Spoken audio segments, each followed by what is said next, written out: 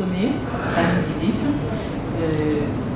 secrétaire technique du Conseil national de lutte contre la vie chère. Ce conseil est en place depuis combien de temps? Ça fait un an?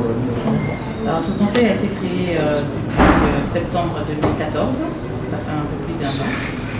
C'est un conseil qui a été créé par le gouvernement dans un souci de renforcer son dispositif institutionnel de lutte contre la vie chère. Et il regroupe quels acteurs? C'est interministériel, il n'y a pas que les représentants des ministères qui sont responsables? Tout à fait. Le conseil est composé de manière paritaire des structures du secteur public, mais également privé, des associations de consommateurs, des centrales syndicales, également des associations des transporteurs notamment. Donc c'est une structure qui se veut vraiment paritaire, aussi bien public que privé, qui prend en compte les ministères chargés des principaux postes des dépenses de ménage. Donc on a le ministère de l'énergie, le logement, le transport, la santé, l'éducation, les structures publiques telles que la douane, les impôts, le port d'Abidjan, le port de San Pedro, mais également donc, les représentants des entreprises telles que la CGC, la FIPME, et les principales centrales syndicales. Ce qui fait que, pour vous donner un exemple concret, depuis, par exemple, l'année dernière, si on prend la date du mois d'août 2014 à aujourd'hui, en août 2014, pour les gazoil, on est à 615 francs à la pompe le litre du gasoil. Aujourd'hui, on est à 570, soit une baisse de 45 francs. Et pour le super, on est passé de 755 francs à 620 francs à aujourd'hui, donc soit une baisse de près de 18%.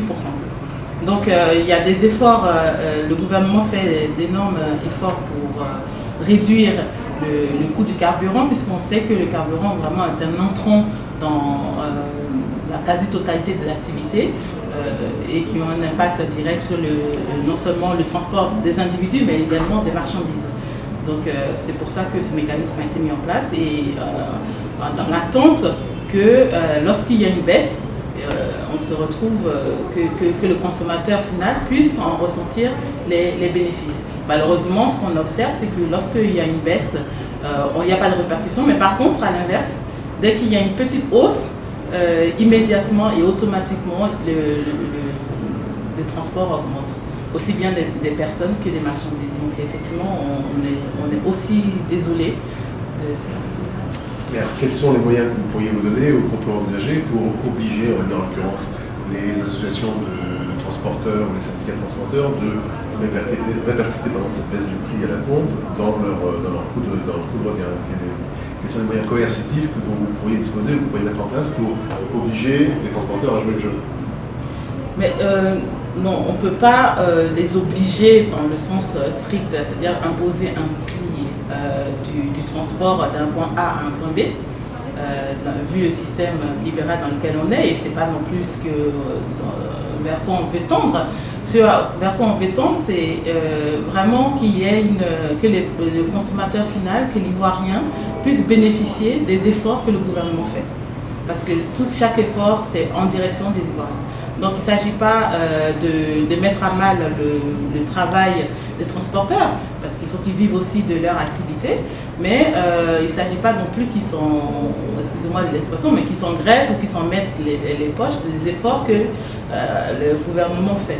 Donc on ne veut pas leur imposer un prix, parce qu'on n'est plus à ce stade-là au niveau de notre économie, mais c'est justement dans le cadre du Conseil national de discuter avec eux, de rentrer dans un cadre permanent de discussion, de les amener à plus de responsabilités aussi dans l'exercice de leur fonction, à avoir un comportement responsable, citoyen, parce qu'également ils sont, c'est vrai, des transporteurs, mais eux aussi, ils subissent la cherté de la vie. Les règles ne jouent clairement pas le jeu. Depuis un an que vous décrivez ces baisses du prix du carburant, depuis un an ou un peu plus que votre conseil existe apparemment, je ne sais pas si dans les réunions que vous faites vous avez des sujets, mais visiblement, quand on lit leurs interviews, quand on les entend, ce qu'on fera aussi prochainement, ils disent que 50, 60, 70 francs, c'est bien, mais c'est pas assez de baisse. Donc jusqu'où il faut aller pour que, enfin, on puisse espérer une baisse du coût de transport.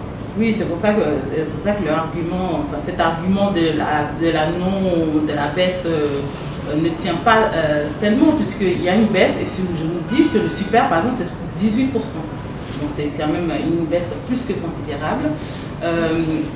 Nous, ce qu'on aimerait, c'est simplement qu'ils continuent à exercer leur profession, d'accord, qu'ils en vivent dignement, mais qu'ils n'annulent pas par la non-répercussion les efforts du gouvernement, parce que le gouvernement perd énormément également en diminuant. Il renonce à des recettes pour permettre aux Ivoiriens de mieux vivre. Et c'est dommage que cela n'ait pas d'effet positif. Pour parler clairement, à l'heure actuelle, à l'heure de parlons, les syndicats transporteurs, en tout cas les transporteurs, augmentent leur marge, alors que le consommateur lambda, lui, continue à payer toujours aussi cher. Donc il y a quand même un problème. Est-ce qu'il ne faut pas, si ce n'est par le coercitif, par l'incitatif, faire en sorte que, enfin, les taxis, les BACA jouent le jeu? Voilà, tout à fait. Donc on est dans une logique d'incitation. Le ministre Jean-Louis Billon ne cesse à toutes les fois où il a l'occasion de les interpeller, de le faire.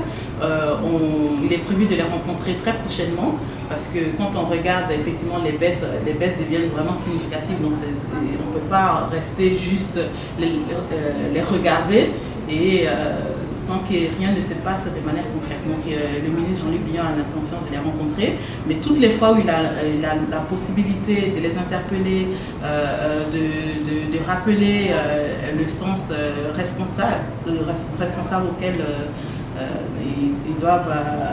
qu'ils doivent avoir dans l'exercice de leur fonction, de leur métier, ils ne cessent de le faire. Donc on rentre dans une logique d'incitation, d'appel à la responsabilité, d'appel à aller dans le sens du gouvernement. Effectivement, donc, pour le moment, nous ne disposons pas effectivement de moyens coercitifs, mais nous ne perdons pas confiance, nous avons foi qu'ils reviendront à la raison. Est-ce que ça se joue aussi également au niveau du ministère du Transport? Je vous prends vous en tant que représentant du ministère du Commerce, mais il y a deux autres ministères qui sont concernés, c'est celui de l'énergie et du pétrole et celui du transport.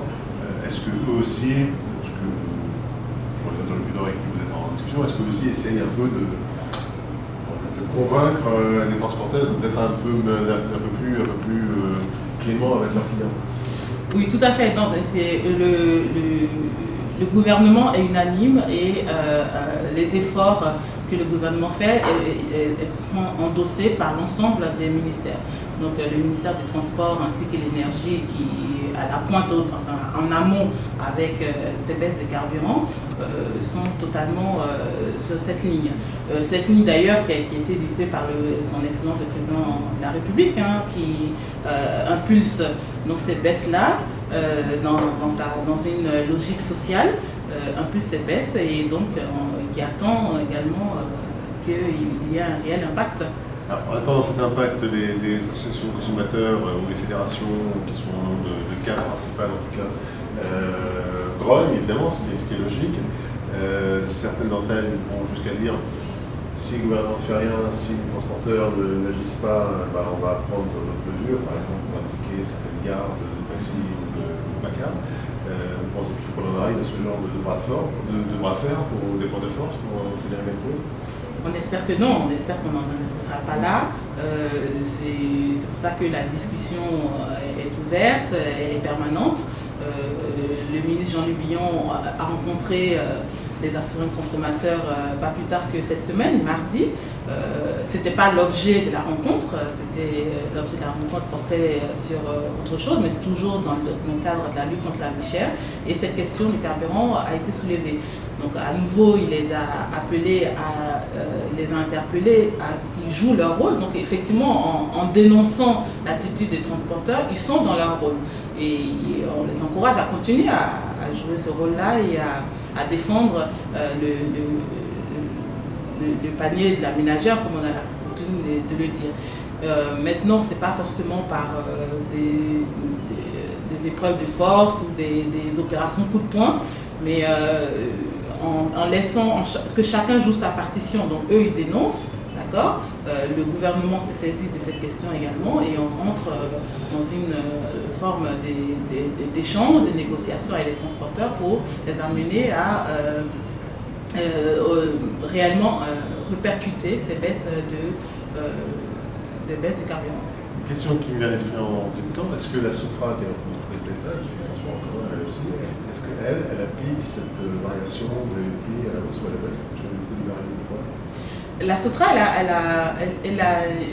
en tant qu'entreprise publique, il y a un certain nombre les prix sont variables. Par exemple, vous savez, il y a la carte de bus, par exemple, les étudiants, ils ont un tarif préférentiel. Donc, il y a des tarifs préférentiels selon la catégorie. Donc, déjà, la SOTRA fait du social, prend en compte les niveaux de vie des populations. La question, c'est est-ce que le prix d'un ticket à la SOTRA est annexé au prix du litre de pétrole ou de gasoil ou d'essence? Non, c'est-à-dire que le prix qui est pratiqué pour celui qui monte dans le bus n'est pas variable. Mais comme la plupart de ceux qui prennent le bus, en fait, bénéficient déjà d'un certain nombre d'avantages à travers des abonnements. Donc que l'on soit étudiant, il y a un tarif étudiant, il y a un tarif social, il y a un tarif famille nombreuse. Donc il y a déjà la prise en compte au niveau de la SOTRA en tout cas. Donc vous dites en fait que les prix sont déjà très bas et c'est pour ça qu'on ne les baisse pas plus que ça. Ouais. Les syndicats privés, enfin les transporteurs privés, eux le disent, syndicats notamment, je crois, je sais plus si c'est la OCA, nous disent que les prix qu'ils pratiquent eux sur des lignes, on va dire par exemple, pour prendre un exemple, Port-Boué, Bassa, Nobia, Adjamé, sont déjà très bas, très en deçà du prix minimum et du prix officiel. Il n'y a pas de prix officiel dans le secteur privé pour le transport. C'est pour ça que je suis étonnée de cette déclaration, parce que les prix sont en dessous du prix officiel, mais le prix fixé par qui? Parce que c'est seulement pas par le gouvernement ivoirien, à ma connaissance. C'est le prix qu'ils pratiquent eux en temps normal, et ils estiment qu'ils sont déjà en perte par rapport, ils laissent entendre qu'ils sont déjà en perte par rapport à leur transport. J'imagine. Merci beaucoup Madame Barre.